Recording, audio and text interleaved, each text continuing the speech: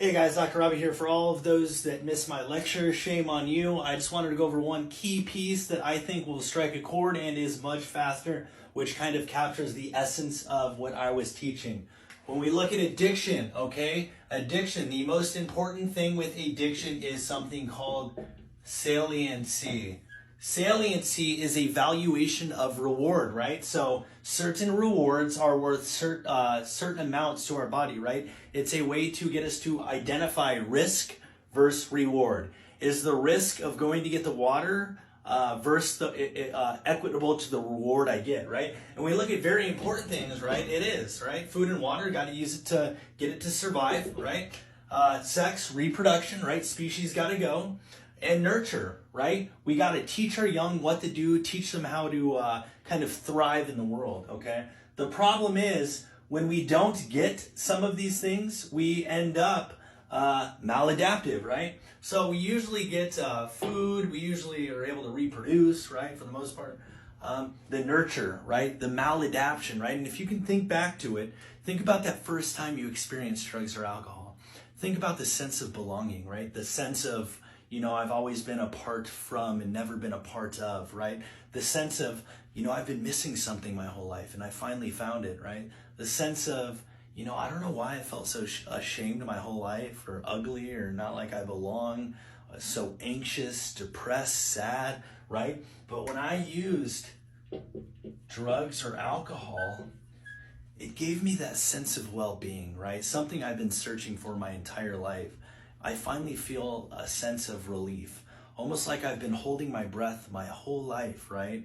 And I finally feel okay, right? I feel like, I got the handbook, like I'm in the club now, instead of feeling like a fraud, right? Feeling like, once they see me, they're gonna know. Once everyone has a look at me, they're gonna understand why I don't like myself. They're gonna see the fraud that I am, right?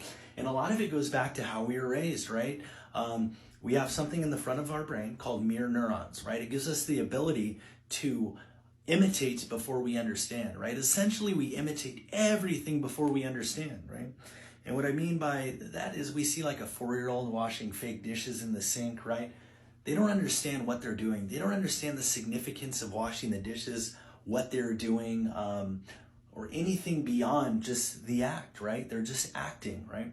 And that's kind of how our upbringing is as children with even emotional events, right? As parents and nurturers, we can't help but to transmit what we got. And we can't not transmit what we do have. So sometimes those are not very healthy coping mechanisms.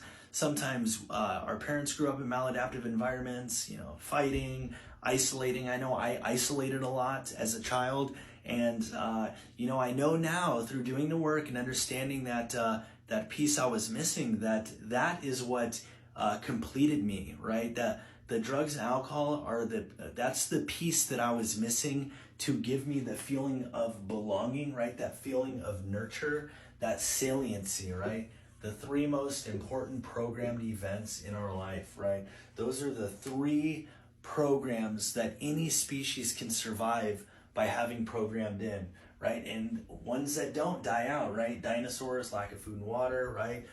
We look at species that die off because they can't reproduce, right? Too much inbreeding, right? Certain animals. And nurture, right? You can't just have a baby and let it fend for itself, right? We got to teach it things, right? And the maladaptive mechanisms of emotion, right? If we find an answer to those, this drug and alcohol, right? Like we see the mice hit the lever until they die, right? A mouse will hit that lever over and over again, and it'll hit it over water, right? It'll hit it over food. It'll kill itself literally going for the cocaine, right? So finding that sense of saliency in alcohol or drugs, it's so hard to let go, right? Because we feel like we've been missing something that we didn't know we were missing, and we found something that we don't know how to get without that substance, right? So the real important thing is to understand where we are missing that, right? What can I do to start having that, start hugging that maladaptive child, right? And start teaching it the skills that weren't bestowed upon it, right? And I'm seeing a lot of good research with MDMA. We just had Dr. Vessel Vanderkok come out to the Meadows, and they're almost done with the phase 3 trials. It should be to market soon. But they were showing this war veteran, right? Went through all this stuff, right? Comrades dying and complex PTSD when he came back, right?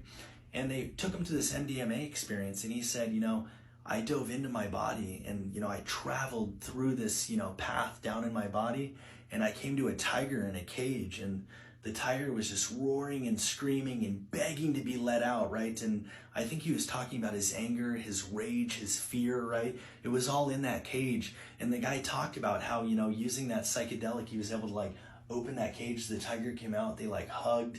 And the tiger said, I am a part of you, I am you, let's get to know each other, right?